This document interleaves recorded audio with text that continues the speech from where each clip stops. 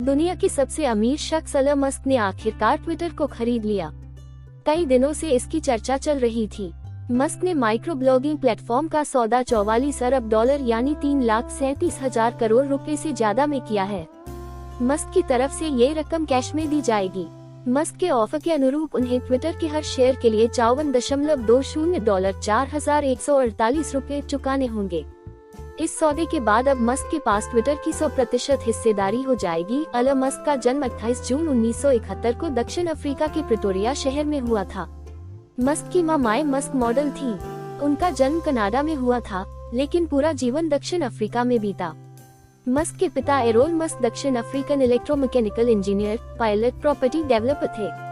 Musk के छोटे भाई का नाम किम्बल और बहन का नाम टोस्का है।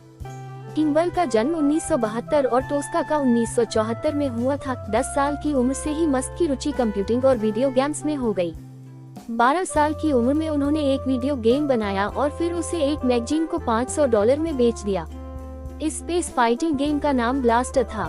मस्क ने अपने भाई किम्बल के साथ मिलकर जिप-2 नाम की सॉफ्टवेयर कंपनी शुरू की। बाद में इसे भी $2.2 करोड़ में कॉम्पैक्ट नाम की कंपनी को बेच दिया। 1999 में एलन मस्क ने करीब $1 करोड़ के निवेश से X.com की शुरुआत की। बाद में ये कॉन्फिनिटी नाम की कंपनी के साथ मर्ज हो गई, जिसे अब पेपाल के नाम से जाना जाता है। 2002 में ईबे ने पेपाल को $150 करोड़ में खरीद लिया, जिसमें मस्क की हिस्सेदारी $16.5 करोड़ थी। फिर मस्क ने स्पेस रिसर्च की तकनीक पर काम करना शुरू किया। 2002 में इसके लिए SpaceX की शुरुआत की। मस्क ने दावा किया था कि आने वाले दिनों में वह इस कंपनी के जरिए मनुष्य को दूसरे ग्रहों पर भी भेज सकेंगे।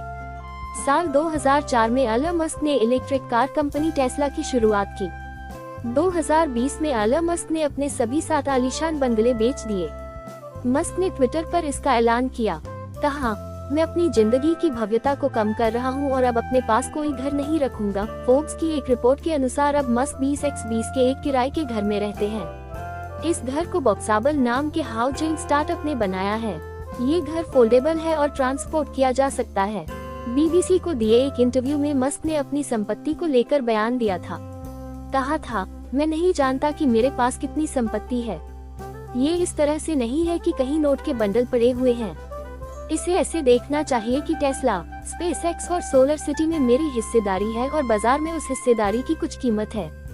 पर मुझे वाकई इससे फर्क नहीं पड़ता, क्योंकि मेरे काम करने का लक्ष्य ये नहीं है। मंगल ग्रह पर एक बेस बनाना चाहते हैं। ये उनका बड़ा सपना है।